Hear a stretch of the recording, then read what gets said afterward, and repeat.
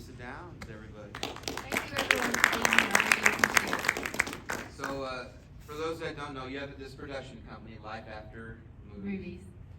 This is the third in a series. So the first film was Life After Flash, which is about the 1980 Flash Gordon movie with Sam J. Jones.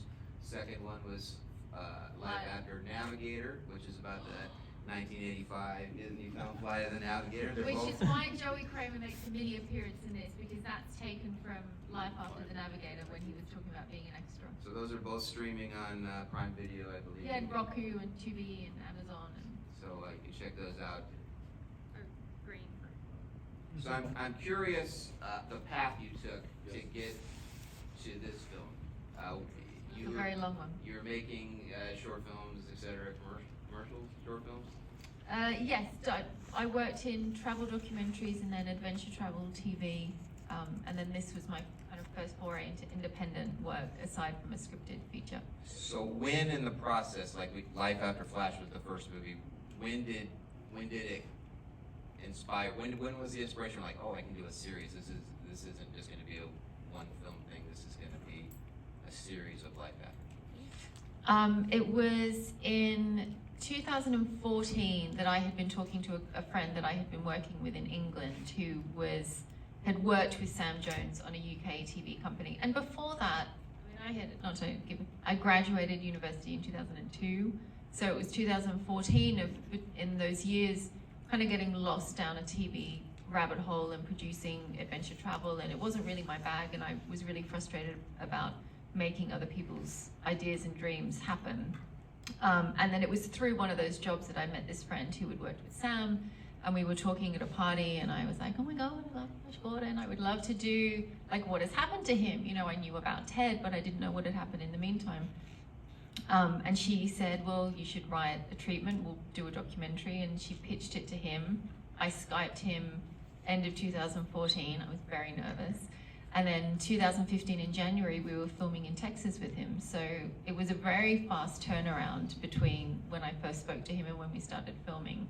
And then it was during filming that, obviously living in England, it's really expensive to keep coming back to the US to film. So we thought, well, if we do a series, maybe we can film multiple ones at the same time. And obviously I love nostalgia. I love celebrating these movies that I grew up with. So during Flash, I Googled what happened to Joey Kramer, and then that led to Life After the Navigator, and then now I just have a long list of films that I want to do. So has the process gotten easier as you got along? Is there a formula that you follow in making this, or does each film have its own set of rules and challenges and surprises as you're making it? I mean, every film has its own challenges, of course. Anyone who is an indie filmmaker knows that every film has its challenges. The biggest one for Flash was it's the first time I have done a feature documentary on my own, and I was very naive to think, oh, I'll just crowdfund the whole budget and I'll have a crew.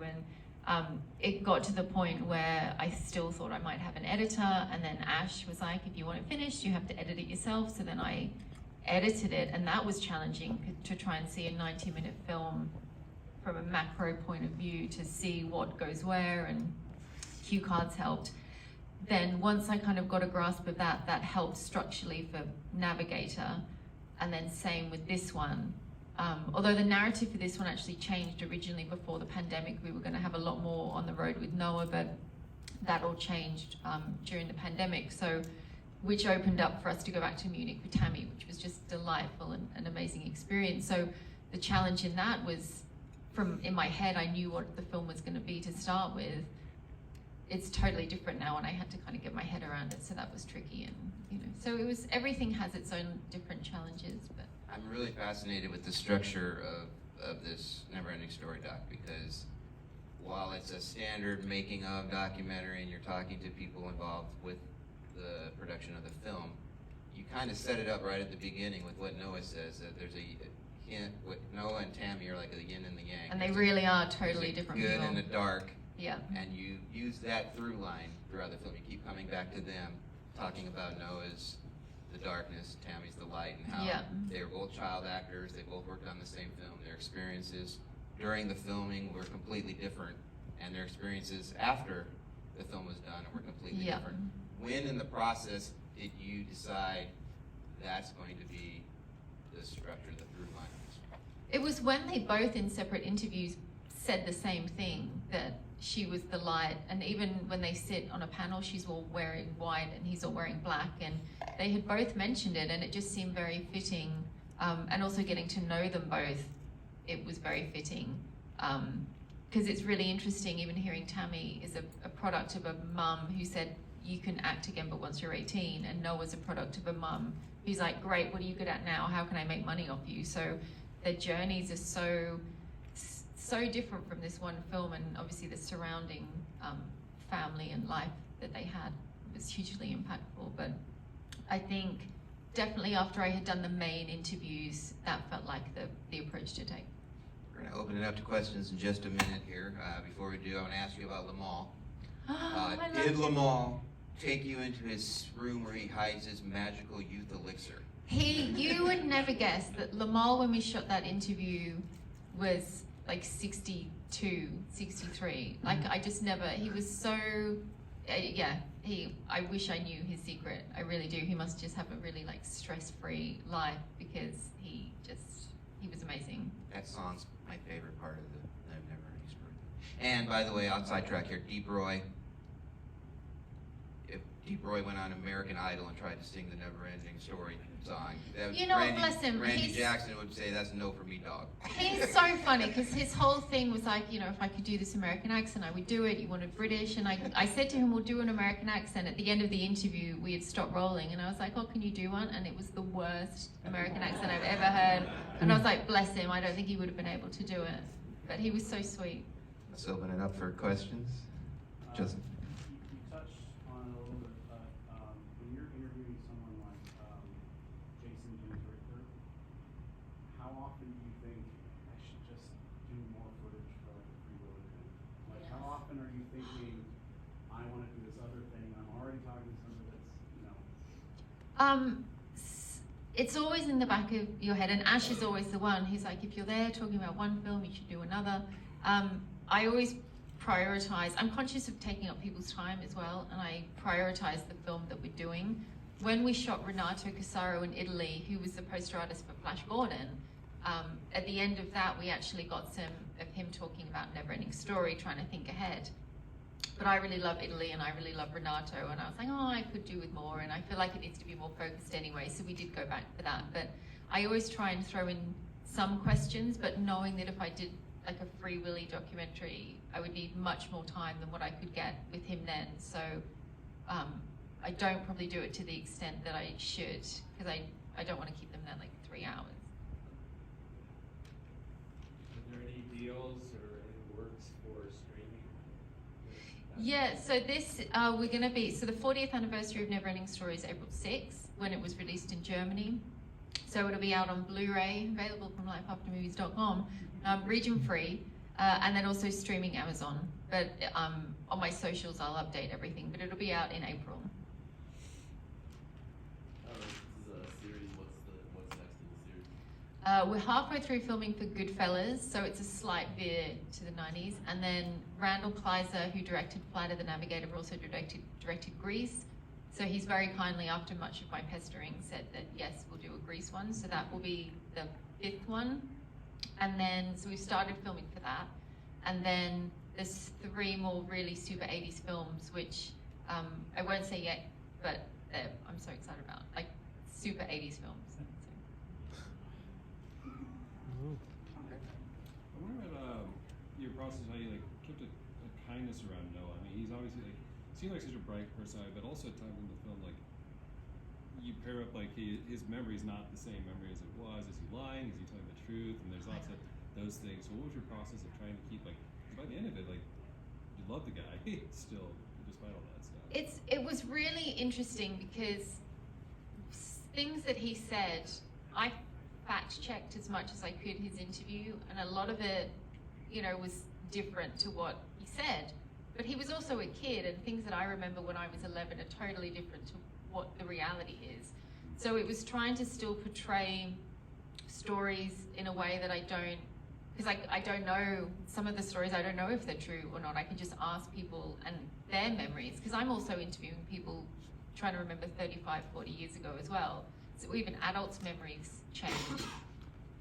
So it was just trying to stay neutral with the information that I had and not assume that he's either forgetting something or lying about something. He does exaggerate, but it was definitely not, it was the tricky thing was trying to stay neutral with it all and just present it as it is in everyone's story, and then, you know, you can kind of decide what you think is the truth. It's just, you know, it's hard for me to know. Right. That was definitely a challenge though, for sure.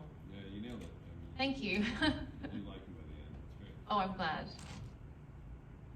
Kind of on that topic, how do you decide how, like, kind of messed up to show him? Because you got some pretty intimate stuff of him, you know, out there, and then you portray him also with kindness. Like, how did you decide to make those balance choices? Well, I think with documentaries, I can't assume how you'll perceive someone. So some people have watched the trailer and said, oh my God, what happened to him? What a horrible piece of work. And some people have seen the trailer and gone, I feel terrible, how amazing that he's still pulling through. And so it's not up to me to know how you're going to react to him on screen. So it really is just showing him as he is, and then letting the audience decide. You know, in all honesty, he was the first person that I've, in any of these documentaries, that I have not really got along with.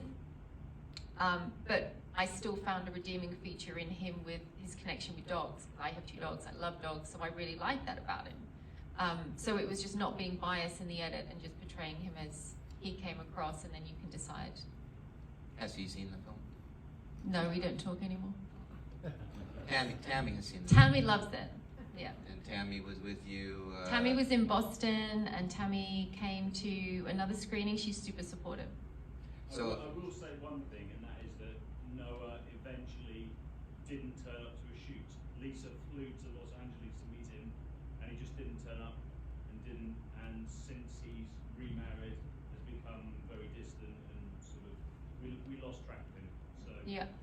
not through lack of trying. No.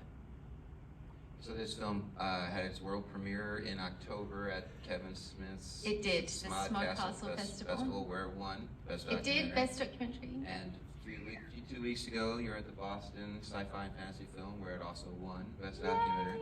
What's it 3 like? for 3, everybody. What's it like going out there and showing it to people and getting their reactions? I mean, it's always, I love film festivals because it is a celebration of the film being finished, even though I do watch it at festivals and go, oh, I could probably like tweak this or, you know, change this. But it is a celebration, but I always get really nervous. And I think anyone who makes something gets really nervous about, will people laugh? Will people get up and leave? Will people cry? Will they look bored? And so it is really exciting, but terrifying at the same time. More questions? How challenging was it to actually secure the licensing rights to all that footage and use some great images? Well, so the still photos, we were so lucky. I don't know what I would have done without it. Herman, when we interviewed him, who was the scriptwriter, said, oh, you should go to Berlin. The archive is there, and his photos are there, and Bern's photos are there. So through Herman, he gave us contacts for the archive. Katja, who's the widow of Bern, her and Bern's daughter gave us permission to use it, and just the wealth of photos was incredible. The moving images, this fabulous filmmaker-friendly thing called fair use. So I had a really nice clearance lawyer who helped me with that. But the photos, I mean, I can't even tell you how exciting it was to go to the archive, and yeah, the photos were just incredible. Were there any things that you wanted to include in the film that you couldn't, other than, like, obviously Wolfgang Peterson, you had him confirmed, and Yeah. he sadly passed away, and Yeah. everything shut down. You can talk about that if you want, but were there any other things that you wish you could have included in the film? I mean, Thilo Bruckner was another one that had said yes to an interview and then passed away a couple of months after lockdown. Not really. I think I would have liked to have, obviously Barrett Oliver. I really did try with Barrett. We obviously include a video of him. I bought his book just so I could get close to his publisher. That then the publisher was trying to get just a coffee, saying, like, sending a note from me saying, just if you want to meet up for coffee, no cameras, no nothing, but just no response. So obviously I would have loved to have interviewed him, but I mean, you kind of see what Noah went through when he's still in the public eye. So for Barrett to not want to be in the public eye, I can't even begin to understand what his story might be. And then also the dad. Like, I would have loved to have interviewed Barrett's dad, Bastian's dad, as well. But I think I did okay with who we got. More questions? It mentions in there that you edit drinking tea. Do you have like a favorite editing tea? That's so funny because you're the second person that's asked about tea in America, and it's fascinating. Green tea is my tea of choice, and if I'm very stressed, I put ginger in it. And sympathy. And sympathy, yeah. Questions? Thanks everyone for coming along. I really appreciate it. So before we let you go, plug your website again. Lifeaftermovies.com. I'm all the social media person too, so if you send a message, it'll be me replying, it'll be me sending the discs out. So please do say hello, and if you sign up for the newsletter on the website, there's updates on this and also the future ones as well. Well, thank you so much for being here. Thank you So for having wonderful me. documentary. Lisa Down. Thank you everybody.